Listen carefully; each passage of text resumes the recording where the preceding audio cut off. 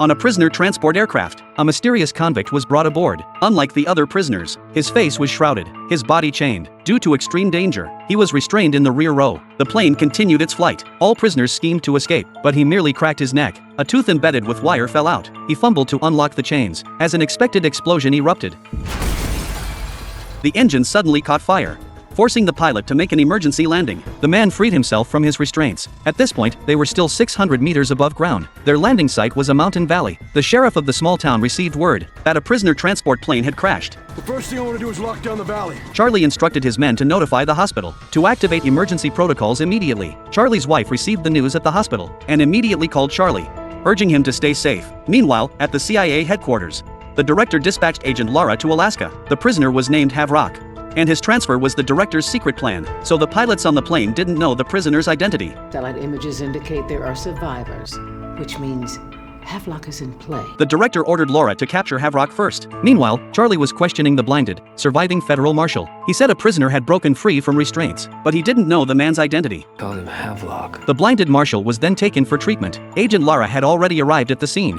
And that's who you're looking for, right? Havelock. Where'd you hear that name? There was a marshal who survived the crash. After verification, staff brought over a file. One of the figures in prison uniforms wasn't an inmate. The file belonged to Marshal Granger. No, I talked to Granger. He told me about the crash. This guy is smarter than anyone else. Only then did Charlie realize Haverock was the marshal pretending to be blind. Charlie immediately called his wife. He's not a guard. He's a prisoner.